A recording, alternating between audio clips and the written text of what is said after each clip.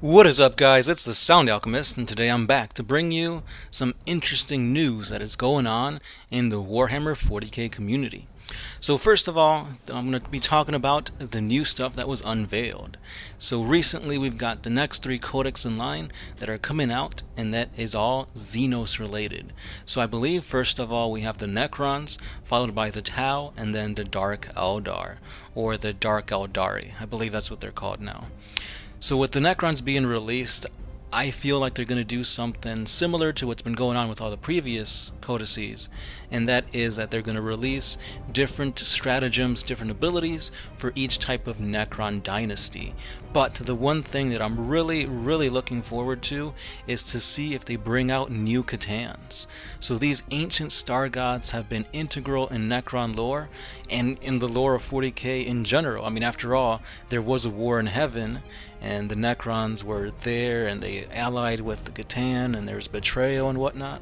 So it's a very integral part of Warhammer 40k and the Necron storyline that has to deal with the C'tan. So with that being said, I really hope that they bring out new ones. There's been mentions of them. For example, you have the Burning one, you have the, I believe it's called the Old One, or the one that's rumored to be creating or at least pushing the Tyranids into the solar system. I just wish they progressed the storyline with that. Obviously, we have a Transcendent C'tan, which is just a generic C'tan, and we've got the Nightbringer and the Deceiver, but I really want them to bring out at least one more. Maybe have some stratagems, in particular 2 C'tans, something C'tan-centric.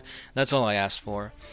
So far, they've revealed that there's a new Cryptek model, which is kind of cool, but I mean, I thought the old school Cryptek model was not bad at all. So anyway, new things are always good, new models, that kind of thing. And then we've got the Tau. With the Tau, I really hope they don't do the whole splitting off into septs, because I feel like there's not real much differentiating between each sept. Obviously, you're going to have the main Tau, you're going to have Kroot, Vespids. I doubt they're going to bring in any other Xeno species. And then you've got, obviously, the Farside Enclaves. As always, with the Farside Enclaves, they're going to make Crisis Suits troops, or hopefully they do.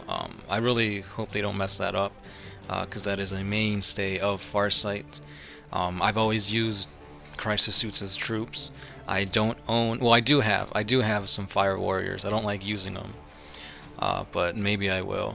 But anyway, speaking of Tau, you guys have officially made the whole what would happen if a Kroot ate the Emperor meme thing a thing. As you can see, we're getting memes of this whole thing on here, and it's just hilarious. Thank you, who, I forgot your name, but you kept asking that question, and I kept answering you, and you kept asking it, and eventually it just became a meme. So there you go, guys. This is the birth of a meme on One Mind Syndicate. But anyway, moving on to the Dark Eldar. I don't really know what they could do with it. I don't really play Dark Eldar. I don't really see much Dark Eldar.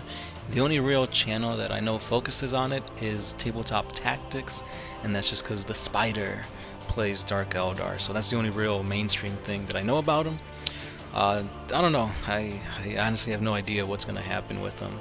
I do know that they have really old models, and they have like characters that don't even have models out.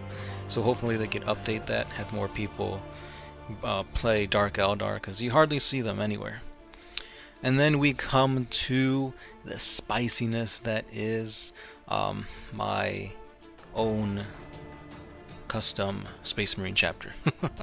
I don't know why I made it so dramatic, or slow, I don't know. But anyway, with that being said, I wanted to ask you guys a quick question, and that is, if they don't release a new model or any new information on the C'tans,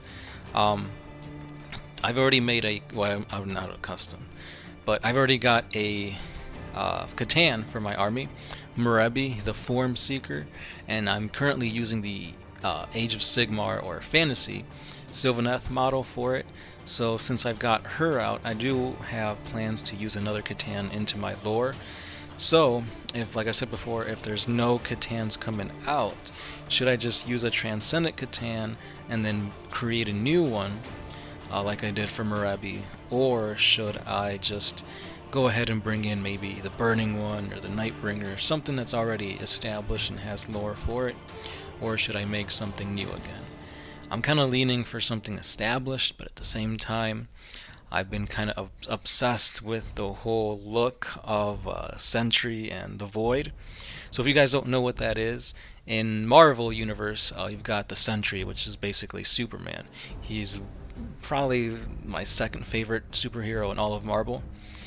And the Sentry has an alter ego, or at least a dark half of himself, and that is the Void. So I really like the look of the Void, so much so that if I do go ahead and make the Catan for my army a brand new thing, I would probably heavily bring in influences from the images you see here of the Void. In my opinion, they look really badass, really dark and sinister, and I feel like the Transcendent Catan model would probably look the closest to that. If you guys know of any other models that look like the Void, please let me know down in the comments below. But yeah, so what do you think I should do? Should I go ahead and make a custom Void Catan, or should I bring in an existing one such as the Nightbringer or something like that?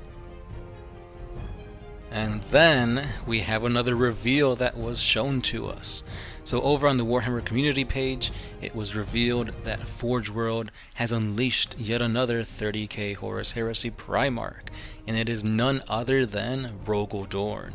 So this model looks amazing. The sculpt is highly detailed, it looks really, really good.